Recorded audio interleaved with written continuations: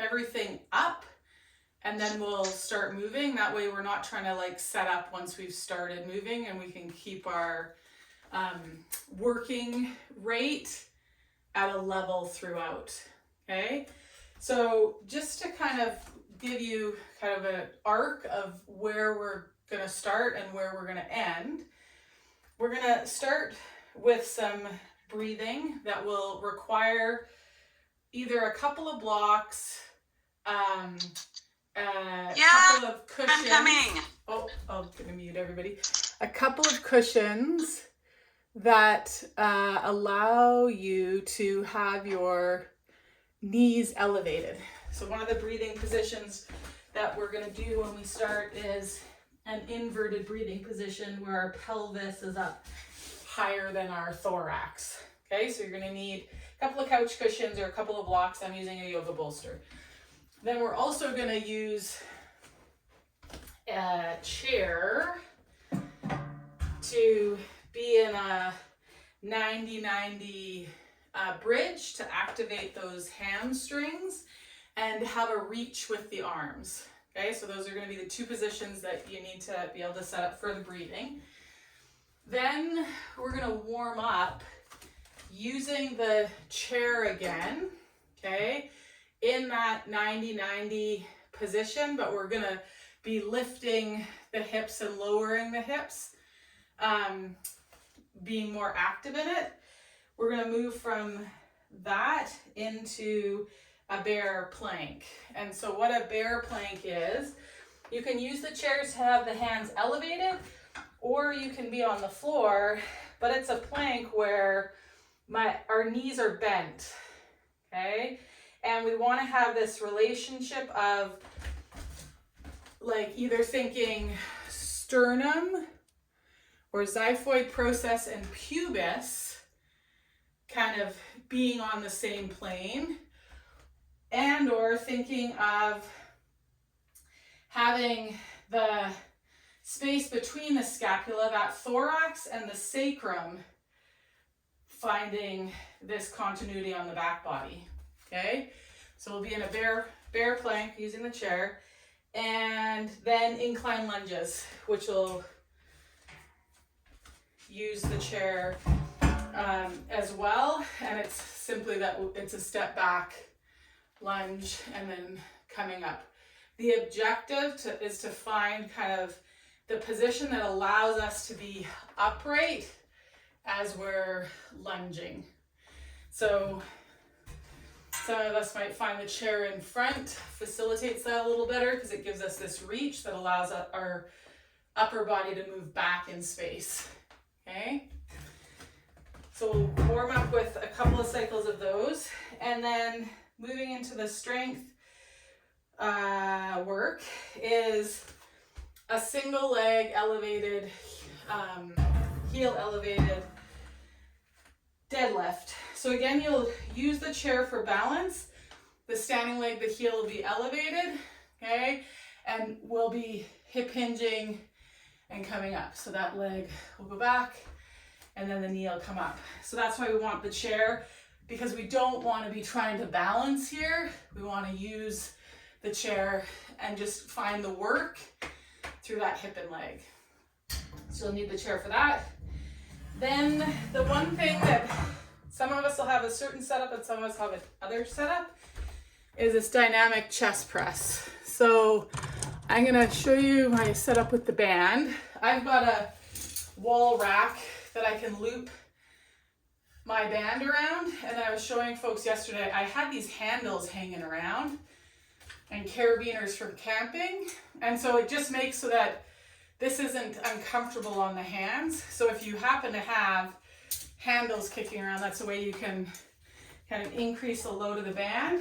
But I'm again kind of in that bear position in that I'm leaning forward, and it's a quick out, quick out, quick out. I want enough tension, and I'm trying to resist the band pulling me back.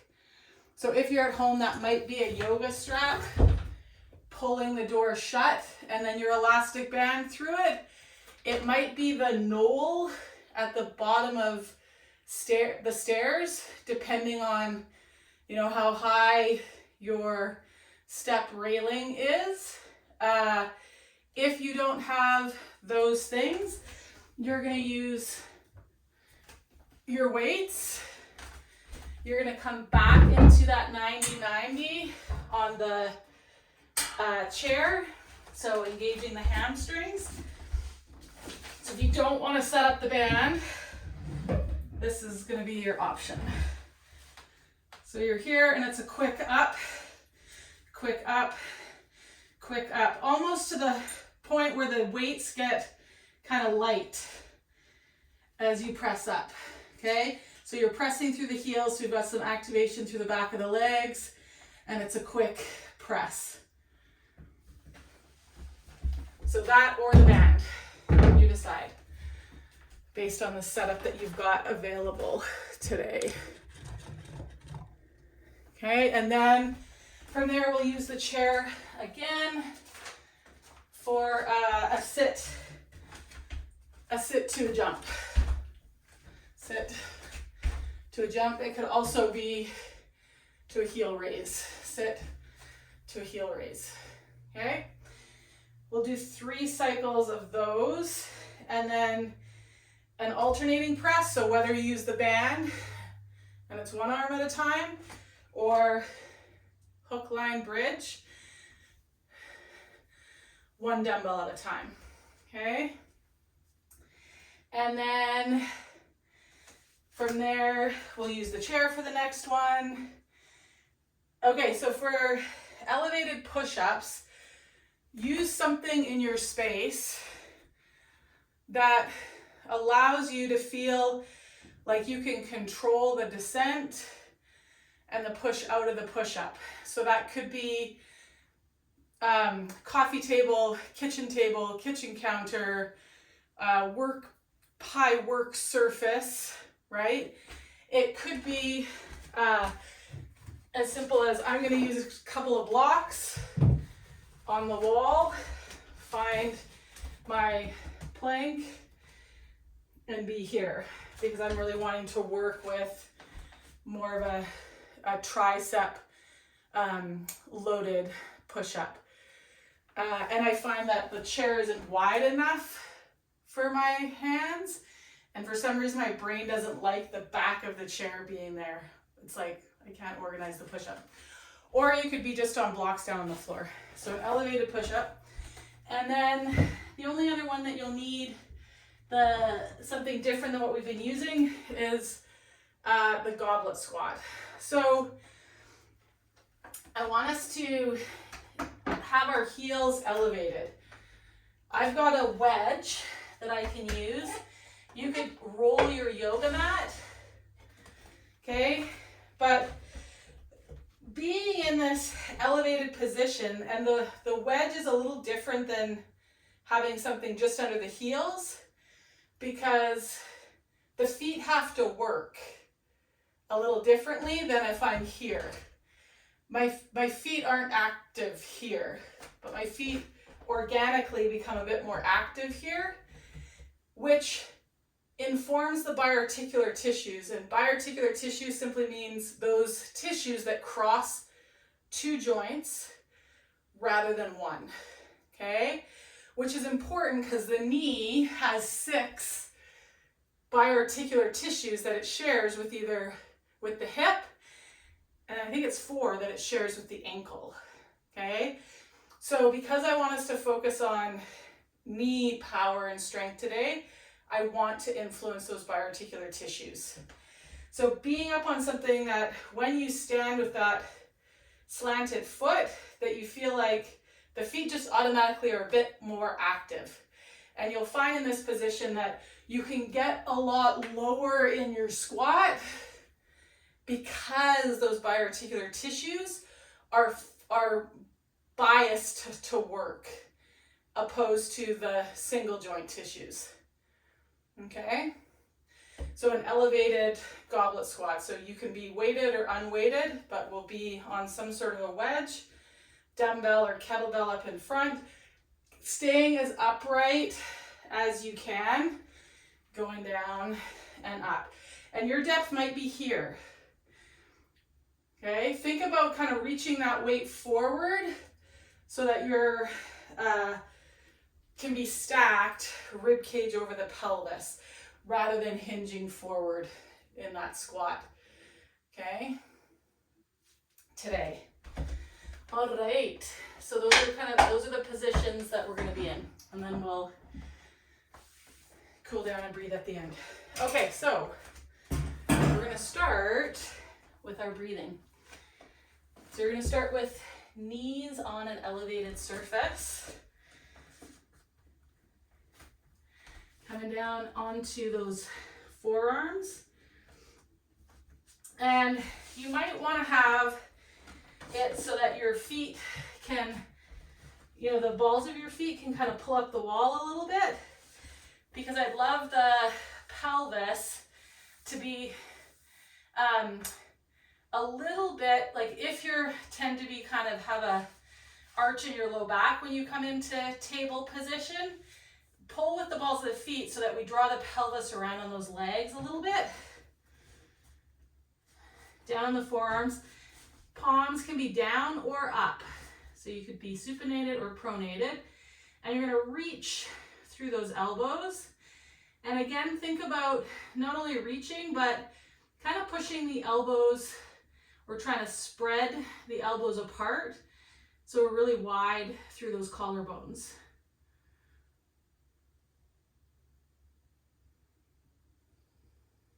And we're just going to do 5-10 breaths here. Notice the areas that expand or that the air flows into. You can exhale through the nose or through the mouth. If you want to feel a bit more core engagement, you might choose exhaling through the mouth. Okay? And the exhale being kind of a bit more of like through pursed lips, like if you know you tend to kind of grip with certain aspects of your abdominals, you might want to exhale with a bit more of a ha. Okay?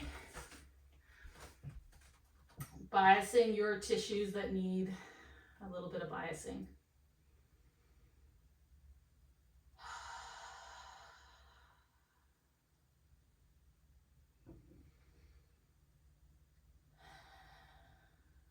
See if you can experience that exhale as pushing the air from the bottom up and out. Okay, once you finish your next exhalation here, we're going to come off of that prop,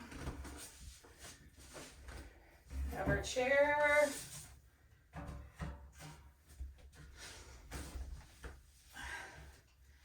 Heels are going to rest on the edge of that chair. Now, if you are wanting, if you know you're kind of flat, like at the bottom of the neck, top of the shoulders, you might want to reach the hands here as you press into the heels just to get the back of the legs kind of active. This will help expand that posterior space between the shoulders, the base of the neck.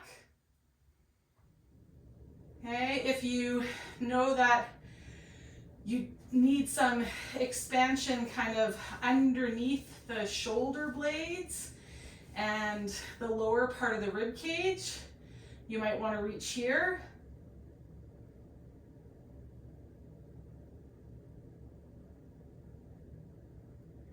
Or you might want to reach overhead a little bit if you feel like you need a bit more lift of that upper chest.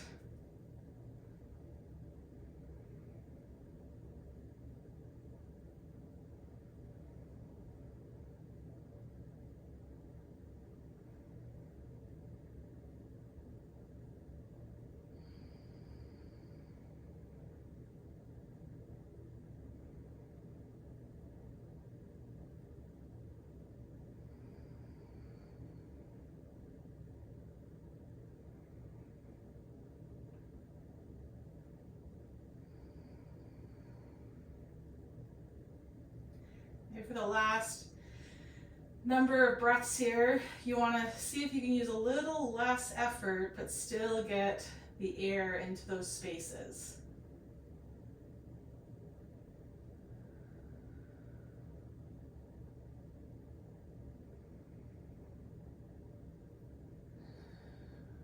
Notice with each exhale, how much of the back of you, that stuff, comes in contact with the floor.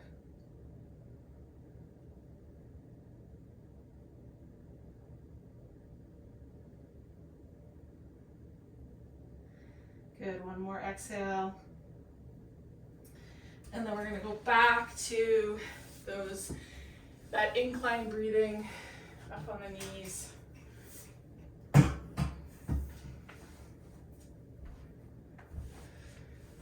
Knees elevated. So 5 to 10 breaths here. I'm not gonna say too much. Again, the idea is where can you get some movement with your inhale between your head and your bum. Okay, and on that exhale, can you exhale right from the pelvic floor back up to the throat? Kind of like the same amount of pressure along that toothpaste tube all the way up.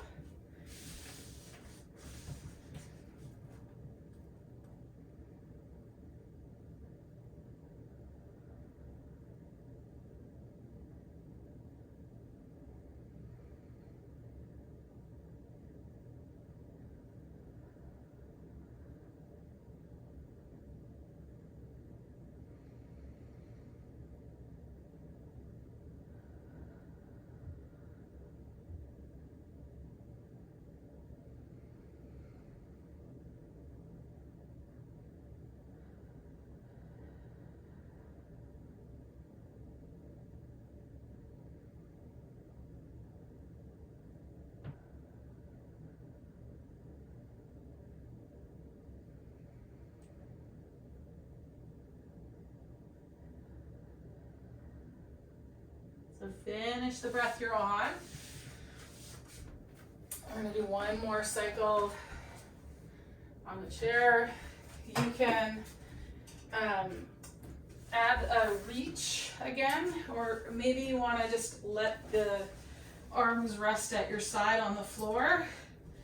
And really with an eye towards, you know, stretching and getting all the creases out of the back body, like from your armpits all the way down to where the bottom of you is resting on the floor. So those lower buttocks are lifted off as we press the heels into the chair.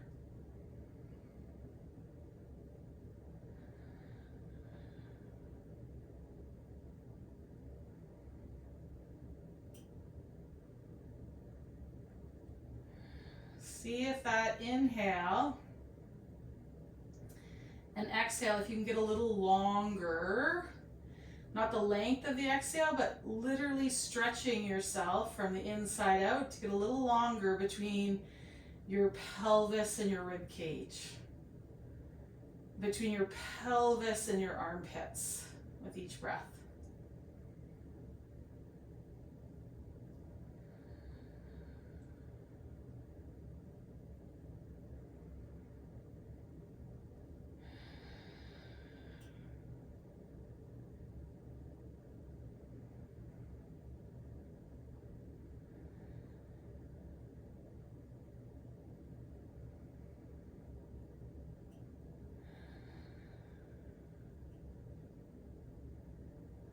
And notice if one hamstring is working more than the other. And for the last couple breaths, see if you can even that sense of perceived effort from your left and your right hamstring.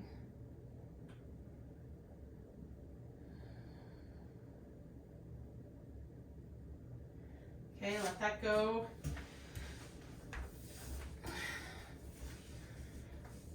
We're gonna actually stay exactly where we are. Heels are on that chair. And we're moving into that 90-90 bridge. So heels are on the chair.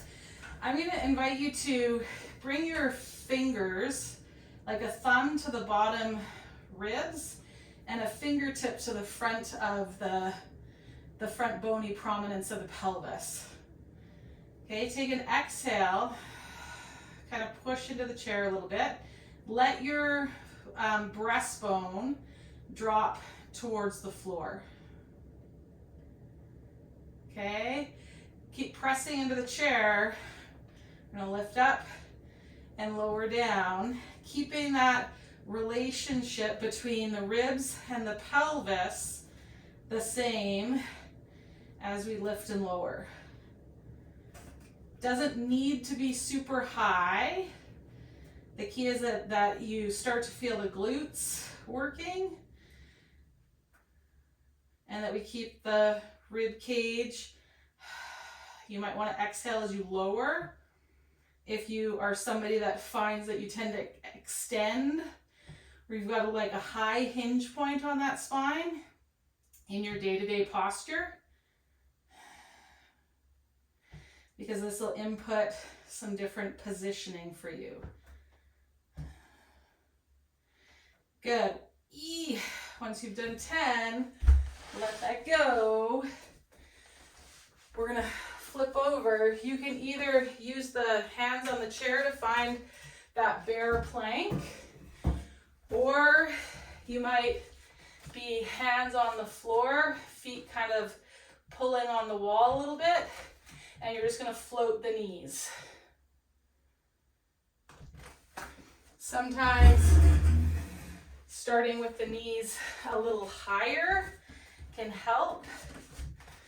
And also that pull on the wall, so the hamstrings, so that we're not arched to the low back when we go to lift the knees.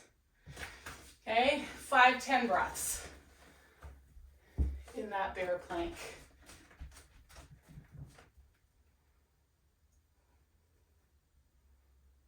If you feel this all in the upper body and not much in the legs, the next time we're here, you might want to add a block between those thighs.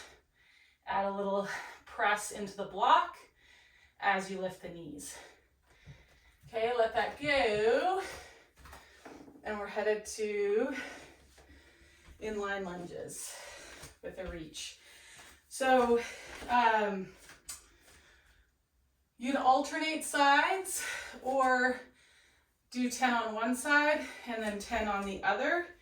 I'm going to do one side because I want to focus on that front leg, this sense of that femur drawing back into the hip socket.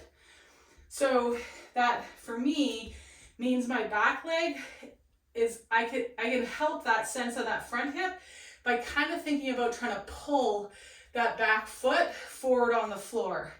That automatically sets me back into that hip a little bit, and I add the reach.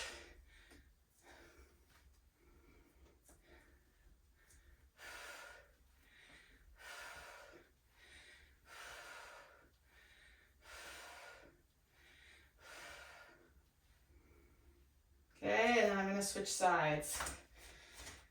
So you can be alternating or staying on that one side. Again, this sense of this front hip sitting back into that hip socket each time you drop down.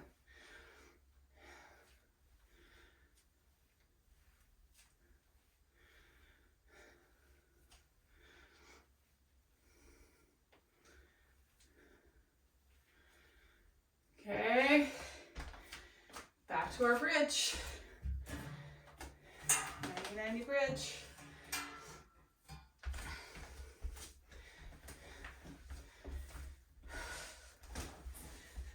If you, during the breathing, found that one of the reaches helped you experience this expansion of the back body, feel free to have the reach here as you do your bridges.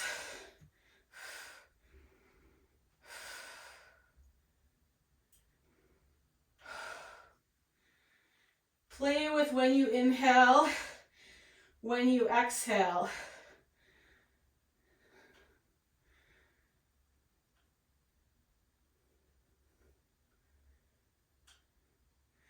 Okay, once you've done your 10, let that go. Head into that bear plank.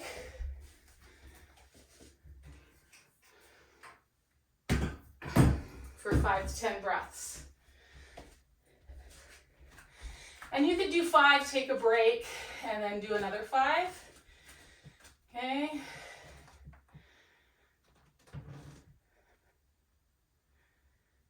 Maybe the reach or the press or the big toe mound or the heels, maybe you kind of play with that a little bit here. Maybe that helps you connect differently.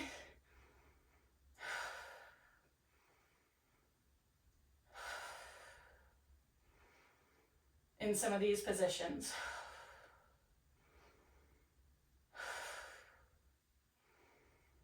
Okay, after you've done 5 to 10, one more round of 5 to 10 lunges per side with that reach. So that opposite hand is reaching. Maybe that same side hand, you want to put it on that glute so that you can feel as you go down that tissue lengthening. Okay.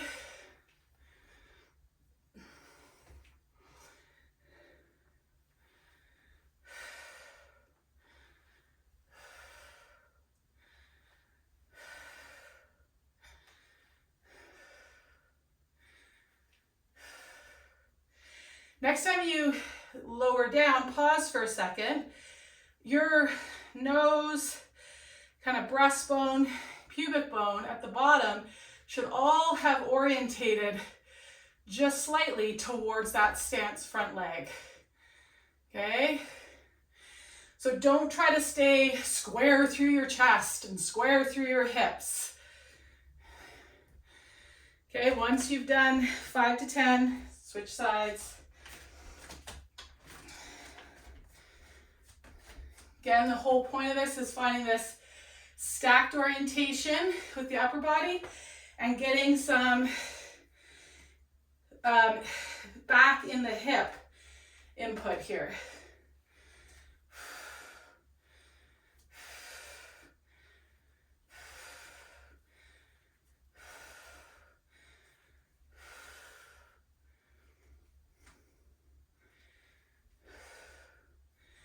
Okay, once you've done 5 to 10, grab a drink of water, and we're going to move into our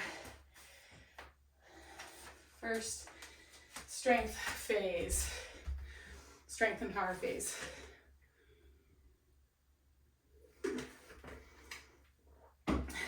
Okay, so this is where we're going to use the chair.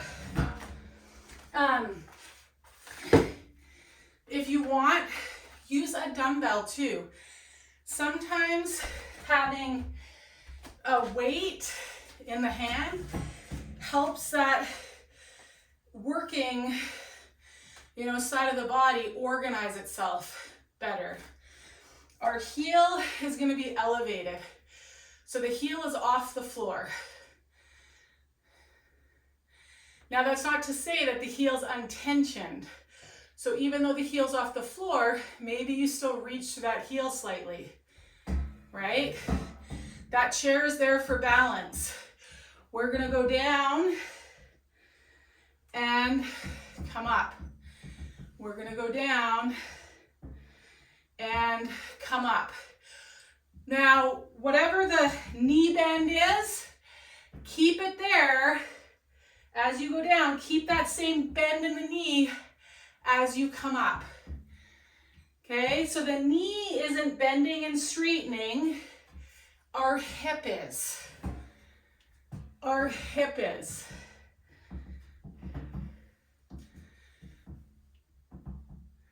Okay, you're gonna do about 10. If you've got weight and you do 6 or 8 instead of 10, that's a-okay. If you don't have extra weight and you do 6 or 10, or 6 or 8, that's a-okay. Okay, we want to feel this all, that butt in that hamstring. Okay, some of us might feel it in our calf. because that heel's elevated as well. Some of us won't feel it in the calf. Okay, so again, use that chair for balance. Elevate that heel. Whatever that bend is in the knee, keep it that moving at the hip.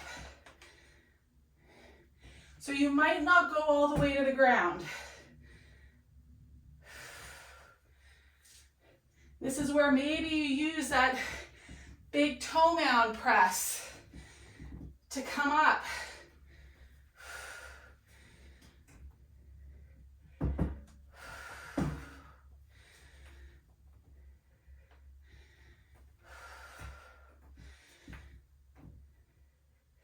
Okay, 8 to 10. This hinge pattern is what we use to go uphill, hiking. Okay, our butt and hamstrings. Once you finish that side, we're heading to the dynamic band press or that hook line chest press. But it's a quick up, slow down, quick up, quick up. If you're doing the band press, tilt yourself forward. Think of kind of being in that bear plank. A little bit here. Long, low back. Okay? You want enough tension on the band that you can be here and then explode forward.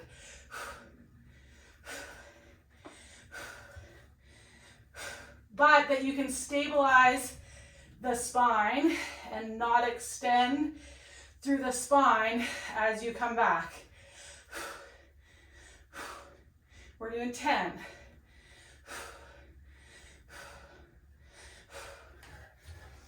I don't know if whoever watches this and like counts mine. I'm terrible. I'm like, I start going at like 10-ish. I can't count and teach at the same time. That's why I do my own workouts. These are for me. Okay, so we're gonna finish off this set with a sit to jump. What I want us to play with here is generating some power. So find a spot on the chair that you're able to reach the hands down and lift the feet up. When the heels touch the ground, you're gonna jump. Or just come up onto the balls of the feet. I could have a wall in front of me or another chair that I hold on to. But think straight up, straight up, straight up out of that seat. 10. Okay, nice, good job. Set that chair beside your mat, grab your weight, single leg, heel elevated deadlifts. Elevate that heel.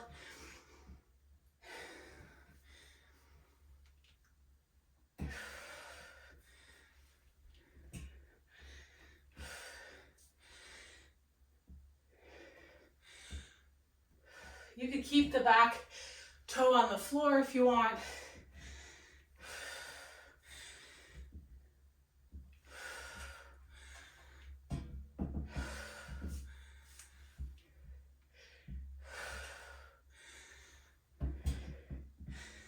Play with how high that heel is. For some of us, it barely needs to be off the floor. For others, it maybe needs to be more off the floor.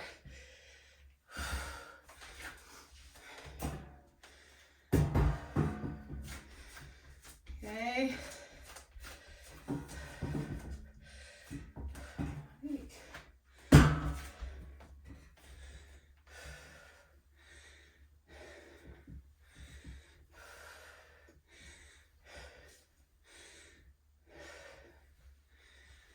This isn't a balance drill, So focus on pushing into the ground to get up. Push through that leg from the hip. Leg is active the whole time.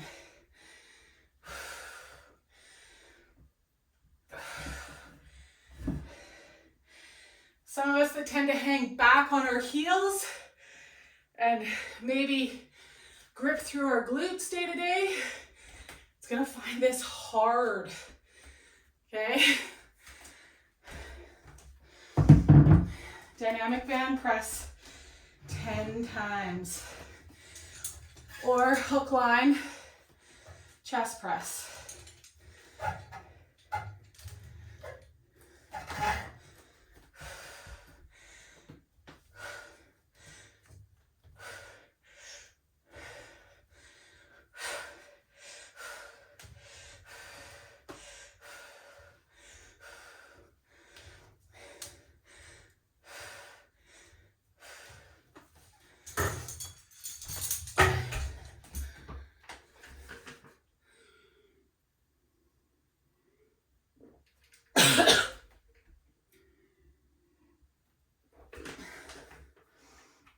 Okay, those of you on live, how are we doing? Good, okay. Sit to jump. I'm gonna challenge you, once you get going, try to not lean back to lift the knees. Use your arms, and then when they hit the ground, straight up.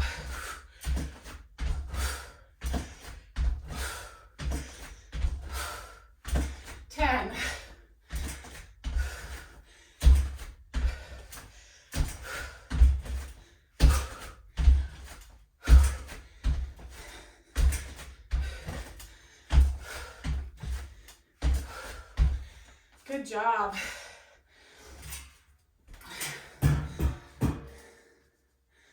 Okay, so we only got through 2 sets. I planned 3, but I want to make sure we get through at least 2 of the next round. So we're going to move on. But if you were doing this on your own, which you will in the Movement Made Easy, I'll lay it out with 3 reps, like 3 sets, sorry. Okay, so we're going to whatever setup you used for your dynamic press, but this time it's 1 at a time. Set attention and your position so that when you punch, there's like a responsiveness through your system, but you're not getting kind of bucked around, okay? So you're doing 10 or 20 because we're alternating sides here.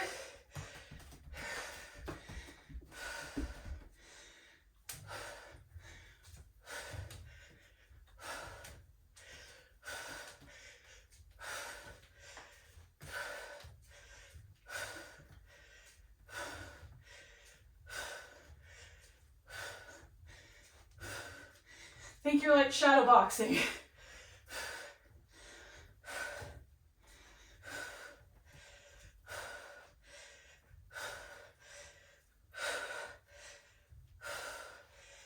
All the while working on co-contractions of those legs around that knee.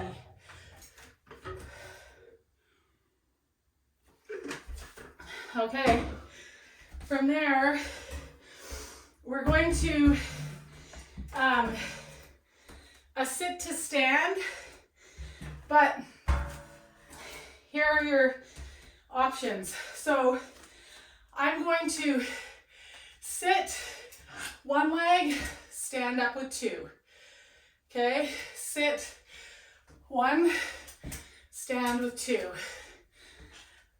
Option 2, if you notice that your pelvis drops, has a tendency to shorten on one side of the waist than the other as you go down, add a heel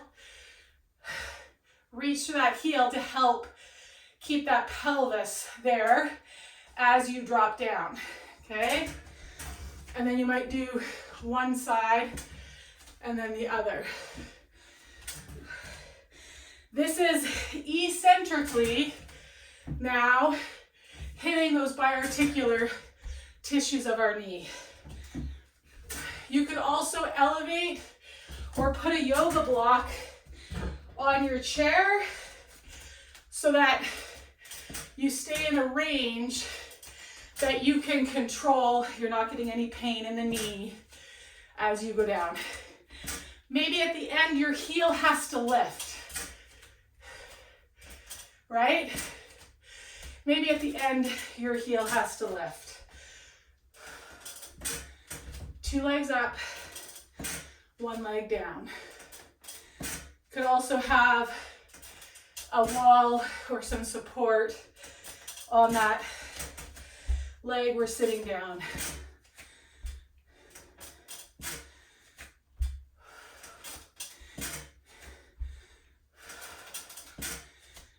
Think of like when we were bridging this relationship, rib cage to pelvis. So watch that when you're sitting, you're not arching through the back.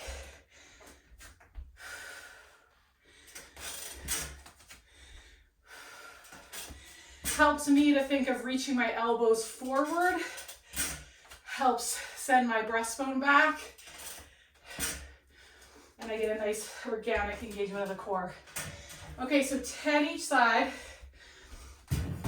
And then we've got 10 elevated push-ups. So on whatever surface, the one guidance I kind of want to offer is as you lower down, think of making a W, an upside down W, right? Or a W like hand, elbow, head, elbow, hand. A W shape rather than being out here more like a T. Okay, so think W in the bottom of your push-up. So you've got 10. Another thing to play with that I know helps me is I inhale to prepare, retain the breath, lower down, push up, and then exhale at the top and go again. That keeps that expansion in my rib cage, which tensions the stuff on my shoulder and gives me better access to find my chest and my back to push out.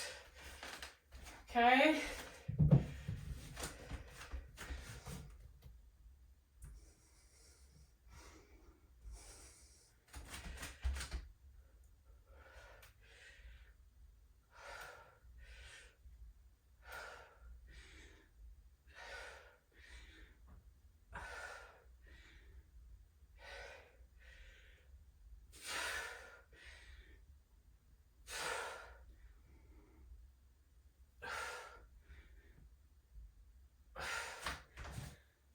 Okay, once you've done your 10, then you're going to get that elevated heel goblet squat.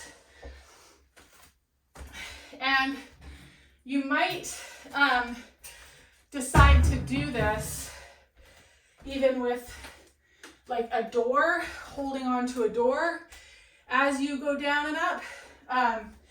Because again, the thing we want to be focusing on is like if I had a foam roller along my back against the wall, then I'm lowering straight down with my torso and up out of it. Again, I kind of think about reaching my elbows forward, but not caving in through my chest. So it's like elbows out and forward.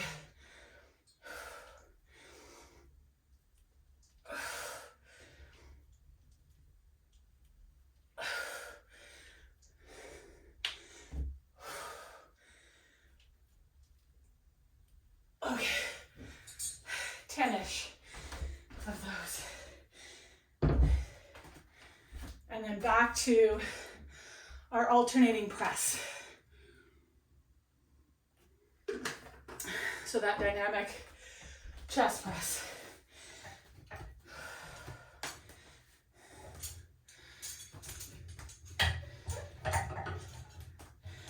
I love how everybody's off camera. Go to your next station.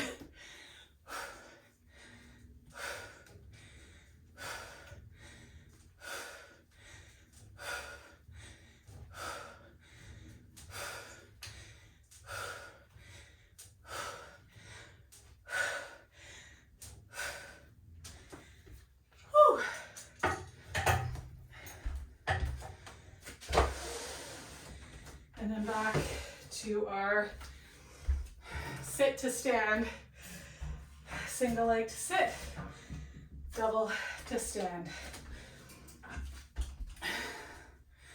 Got about 10 of these.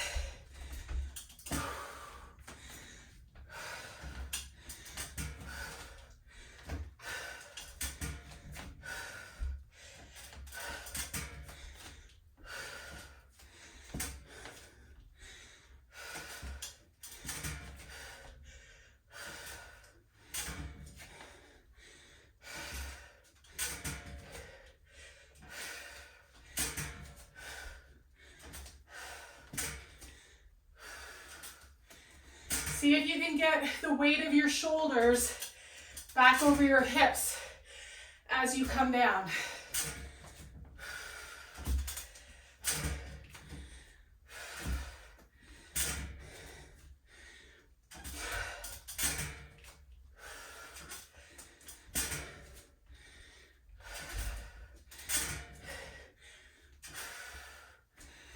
Okay, once you've done 10, we're on to our push-ups. Nice. Good.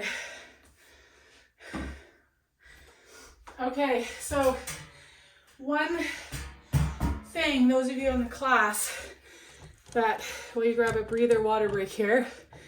So that sit to stand, sometimes, again, like a doorknob could be helpful, or your setup for the chest press, or a yoga strap attached to a door, something that keeps you reaching forward.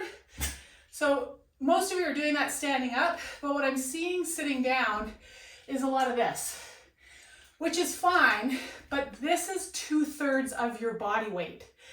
So in essence, your hip can't manage your 2/3 of your body weight.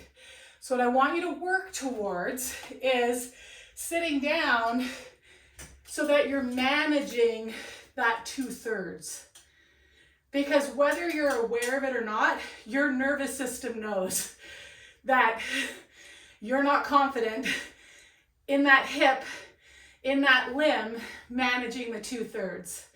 So start to help yourself figure out how to be back over that hip rather than going here. Does that make sense? The other thing is not only that 2/3, but think of it.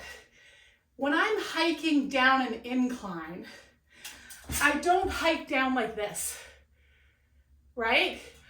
I'm in this position. I'm upright as I step down onto the lower terrain, right? So we also want to work that bi-articular tissue in a way that is going to serve us off our mat, outside of our exercise program. Does that make sense? Yeah? Okay, awesome. Also, it's made a huge difference in my skiing, right? Because we want to be upright and working the legs rather than always having to hinge. Hinging isn't bad, but that's a hinge pattern. This is a squat pattern. Make sense?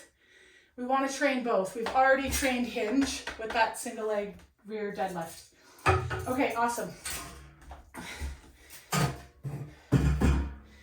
Okay, it's also why people will like do all these exercise programs and then they're like, my knees still hurt hiking.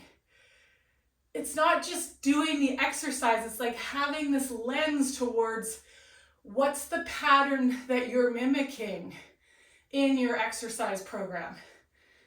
Does that make sense? So then what happens is we just like kind of exhaust or strengthen one area, but not everywhere else. Okay, our push-ups.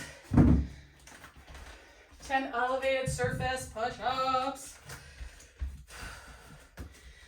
Think of those lines of tension that we played with the other day. Can they be helpful here to you as well?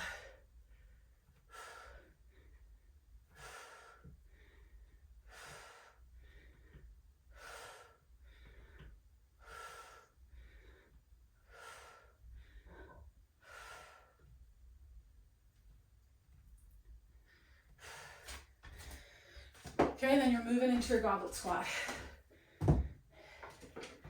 Again, think this is a squat pattern, not a hinge pattern. So go to the depth that you can be upright. Again, maybe you're going to be better served by setting up and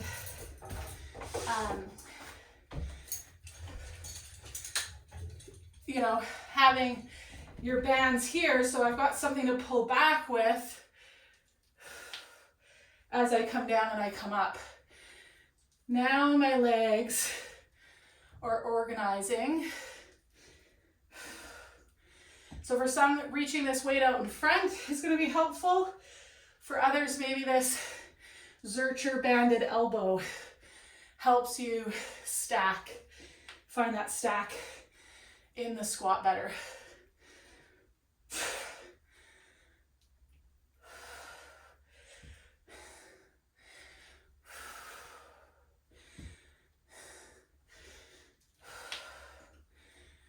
Okay, once you've done 10, let that go. Okay, yeah, I planned us to get 4 of those cycles through, but that's okay. Some is way better than none. So,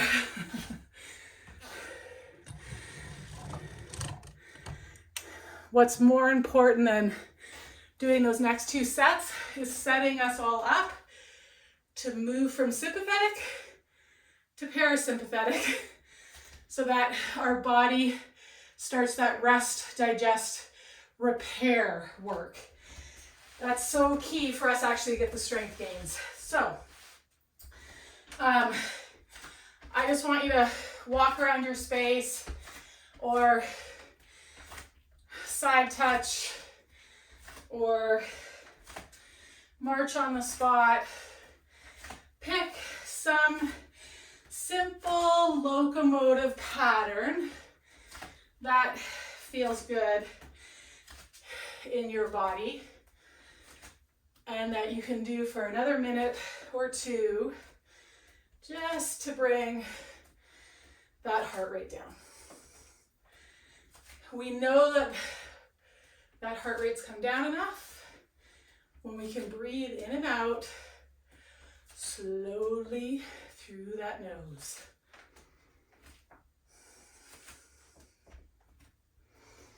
This is all about strengthening also our ability to go from sympathetic to parasympathetic and from parasympathetic to sympathetic. Okay?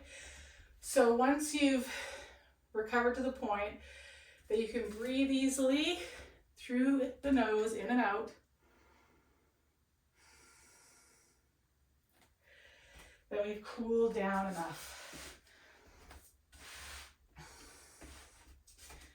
Okay, and then we're going to come down onto our mat.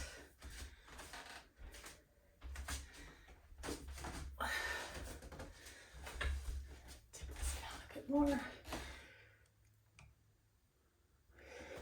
So you'll still be sweaty.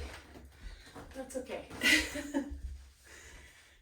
Okay, so you can either bring the knees up arms out at the side.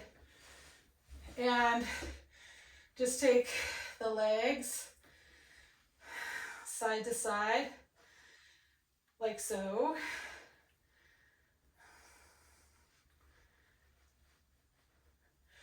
Or you can keep the feet on the floor and you can reach the arms side to side, like so. Or you can do a couple of both. Maybe you reach and the arm goes overhead, and then you reach and that arm goes overhead.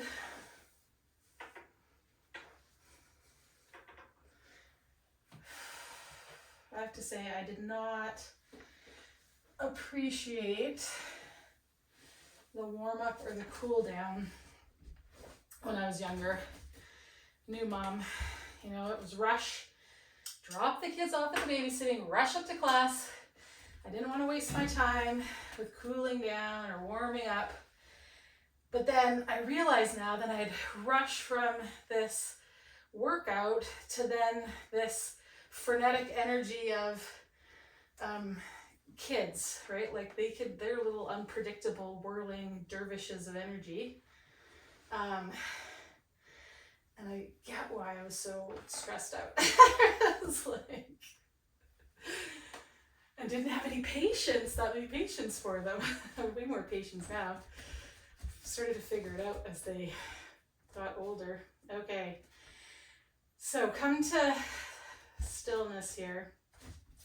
We're going to walk the feet a little further out from the pelvis and just gently kind of push the heels down into the ground, or think of pulling the heels towards your bum. So again, we get a little bit of activity through the back of the pelvis, and it just curls up the lower buttocks, but we're not gripping at all around the anus or the lower glutes. The glutes are relaxed. We can feel then the tension just of the hamstrings there if we reach down.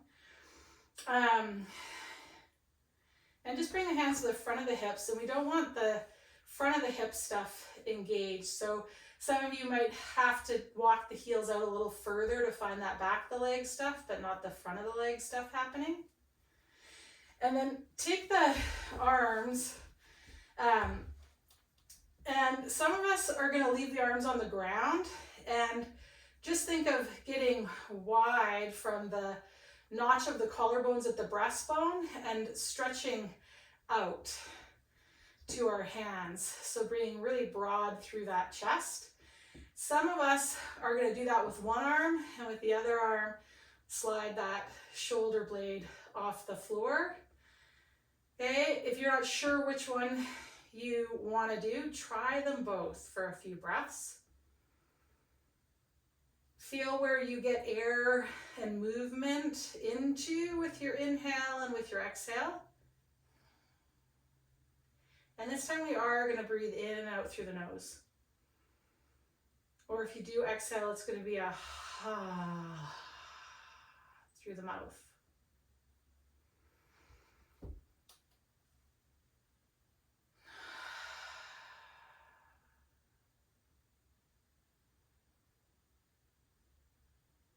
Now, whichever arm position you're doing, I want you to focus on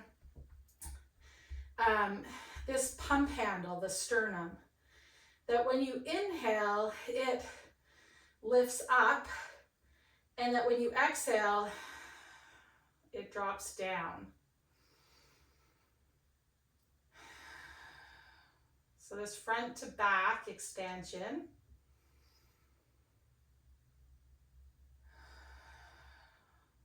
Of our rib cage. If that's feeling really good for you and you're finding this nice relaxation response, which might be that you just feel more relaxed, it might be that you yawn actually. Okay, stay with that. If you want to explore this next piece, you're going to focus for the next few breaths not on the pump handle, but on these lateral ribs, and they move like a bucket handle. So when we lift up a pail, that handle has it fans out to the side, and then as they drop back down and in together. You can even put your hands on those side ribs, and we're going to focus on this lateral expansion.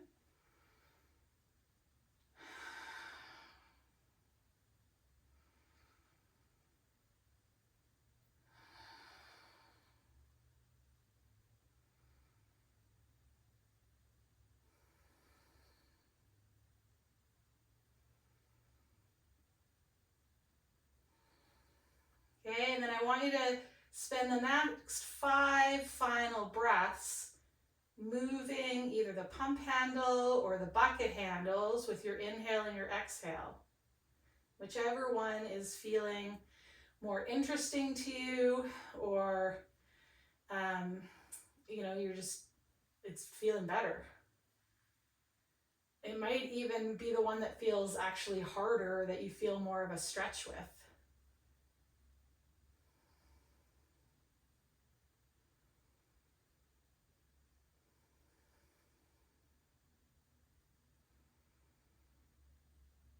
And then with your 5th exhalation, you're going to let go of that pull with the heels.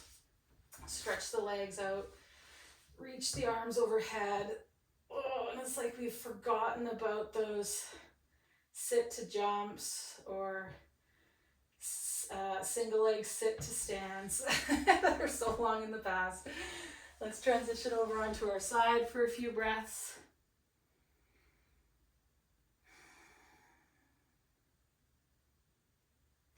And then you come up to sitting. Just take a second to acknowledge some, you know, that maybe there was some discomfort today. Maybe there was some confusion in your body in terms of trying to organize things, and that you stayed with it and did it, and you're out the other side. Thank you guys. So